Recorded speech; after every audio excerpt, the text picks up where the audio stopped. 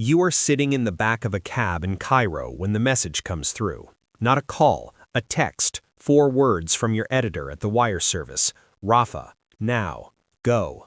You've been in Egypt for 3 weeks covering a diplomatic summit that has produced nothing except recycled statements and lukewarm coffee. You are 34 years old. You have an apartment in Beirut with a broken radiator and a desk drawer full of press credentials from 12 countries.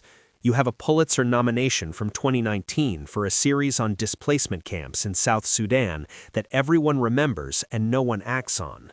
You are good at this job. You tell the driver to turn around.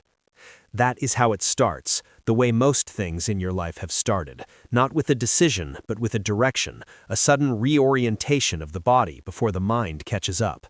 You have been a journalist for 11 years. You started at a regional paper in Ohio covering municipal zoning disputes and school board elections, the kind of work that teaches you that power is always local before it becomes global, that the man deciding where to build a road cares as much about his re-election as the general deciding where to draw a line on a map.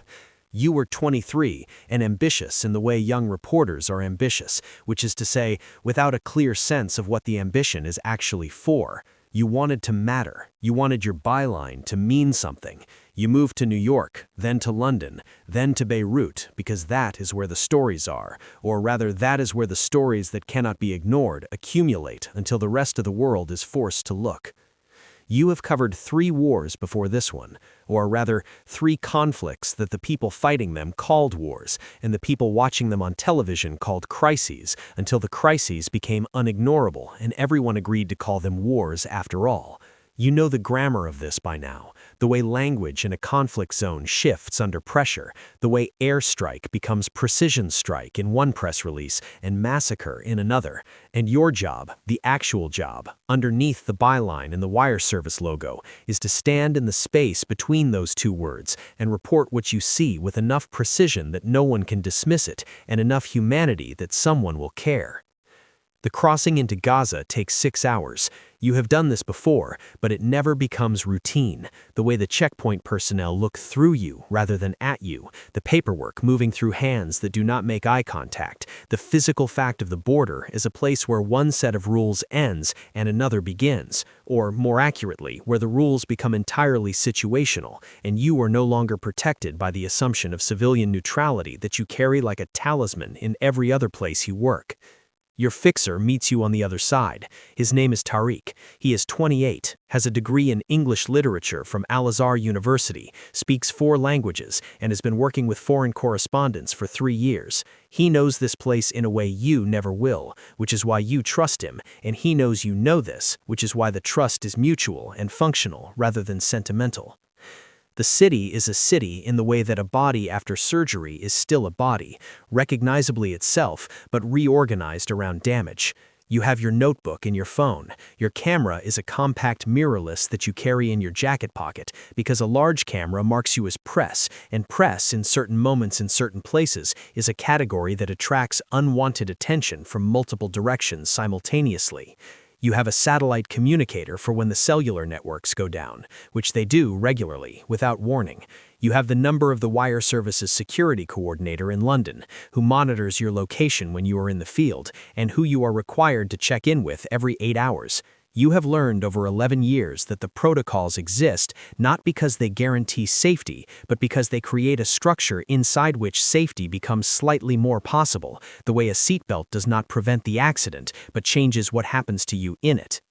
Your first story files within 48 hours. It is about a hospital, the specific arithmetic of its situation, how many beds, how many functions, how many staff are still present, how many have left, how many patients cannot leave.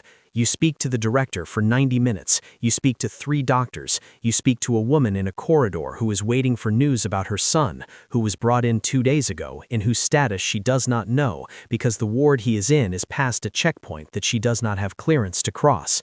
You write this down. You write all of it down. The The story runs at the top of the international feed and generates 40,000 shares, and a statement from a European foreign minister, and a counterstatement from a government spokesperson, and another statement from a human rights organization. And then, like everything, it moves through the news cycle and becomes context rather than story, background rather than foreground, and the woman in the corridor is still in the corridor. This is the part of the job that no training prepares you for, the recursive awareness that the act of reporting is not the same as the act of changing, that visibility and accountability are not synonyms, that you can do your job perfectly, accurately, fairly, with full sourcing and verified facts, and the situation you are describing can continue unchanged or worsen. You knew this intellectually before you came here. You know it in your body now, which is different. It sits in your chest like a low-grade pressure, not quite guilt, you did not create this, but something adjacent to guilt, a cousin of it, the specific discomfort of being a witness rather than an actor, of carrying a notebook instead of the power to act on what you write in it.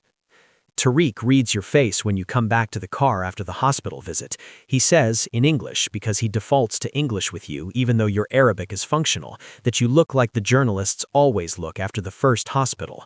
You ask him what happens after. He says they either leave or they stop looking like that. You file your second story 3 days later. You do not leave. The weeks accumulate. You develop a rhythm that is not comfort. Comfort is the wrong word. Comfort implies ease, but a kind of operational steadiness, the ability to function under conditions that your nervous system registers as abnormal. You learn which streets are safer at which hours, a calculation that is always provisional and always changing, based on information from Tariq and from a network of other fixers and local journalists who share intelligence with the foreign press because shared information increases everyone's margins slightly. You learn the locations of the hospitals, the aid distribution points, the offices of the municipal authority that is still trying to function, the shelters where displaced families are concentrated, the places where the fighting is active, and the places where it is paused, and the places where it is paused but might resume without notice. You make mistakes, not the kind that gets people killed, not yet, but the kind that reveal the limits of your understanding. You file a story about a ceasefire negotiation based on a source who turns out to be less connected to the actual negotiation than he represented.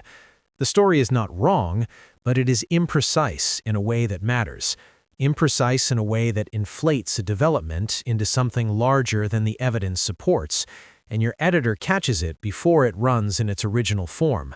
But the corrected version is weaker. And you know, with the clarity of professional embarrassment, that you let the pressure of competition make you publish before the reporting was complete. You carry that. You adjust your verification process. The next story takes 2 more days to file than it should. It is solid. You adjust again, looking for the line between thoroughness and delay, knowing the line moves depending on the stakes of what you're reporting. One morning in your 5th week, Tariq does not show up at the meeting point. This has happened once before, a family emergency, and he called you within an hour. This time, an hour passes and there is no call. You wait. 2 hours. You call the number he has given you for emergencies. Someone picks up but says nothing and then hangs up. You contact the wire services security coordinator in London. He contacts his network. It takes 4 hours to confirm that Tariq was detained at a checkpoint the previous evening and is being held for questioning. The specific checkpoint, the specific authority holding him, the specific reason, none of these can be confirmed. You do not file a story that day. You make calls. You leverage every contact you have. You speak to a diplomat. You speak to the wire services lawyer. You write a careful, measured statement that the service publishes about the detention of local journalists, which is both the right thing to do and an act of pressure, using the only tool you actually have. Tariq is released after 31 hours. He comes back to work the following morning.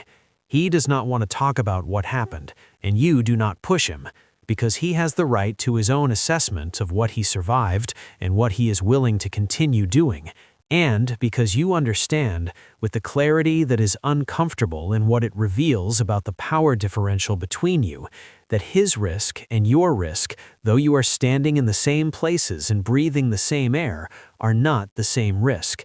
You carry a passport that functions as a kind of insurance. He does not. His continued presence in this work is not equivalent to yours, is not equally chosen, is not backed by the same institutional protection. You have always known this. Knowing it more precisely, now, sitting across from him in the car after 31 hours of his absence, changes how you hold the knowledge. You stay for 4 months in total. You file 62 stories. You cover the negotiations, the failed ceasefire, the resumed fighting, the aid corridors that open and close, the displacement of families who were already displaced, the testimony of people who have lost the same thing multiple times in the same lifetime, the bureaucratic and political mechanisms by which decisions are made about a place by people who are not in it, the gap between the language of policy and the language of what you see when you stand in a street and look at what is left of it. You do not cover everything. No one can cover everything. You make choices every day about which story to pursue, and each choice is also a choice not to pursue another story. And you make peace with this the way you have made peace with every structural limitation of the job, which is to say, imperfectly and provisionally, holding the awareness of what you are not reporting alongside the report you are actually writing. In your 3rd month, you interview a commander.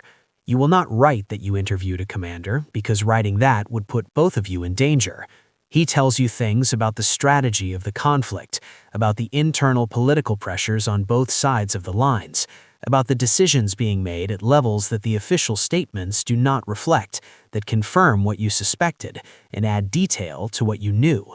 You cannot publish most of it.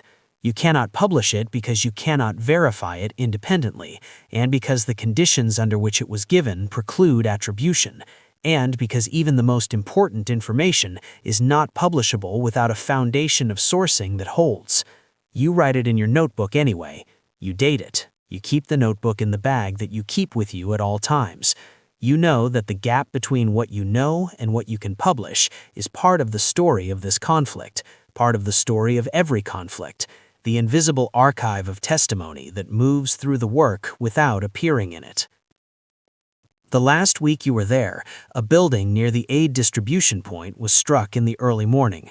You were not close enough to be in danger, but close enough to hear it, and minutes later to see the smoke. You and Tariq drive toward it. This is a decision. You make it without discussion, because Tariq knows by now that you will drive toward it, and he has made his own decision about whether to drive with you, and that decision is ongoing and not yours to make for him. What you find when you arrive is what you have found before, and what you will find again. The immediate aftermath, the people already pulling at the rubble, the dust still settling, the sounds. You take photographs, you speak to everyone who will speak, you write it down. You filed the story within 3 hours, verified, sourced, accurate, and complete, and you know when you file it that it will move through the cycle and become context, and that the people you spoke to will still be standing in that street after your story has been archived and the news has moved on to the next thing. You leave on a Tuesday. The plane lifts out of the region, and you watch the geography organize itself into abstraction below you, the way distance converts everything particular into pattern. You have your notebooks, you have your photographs, you have 62 published pieces, and the knowledge of everything that didn't make it into them.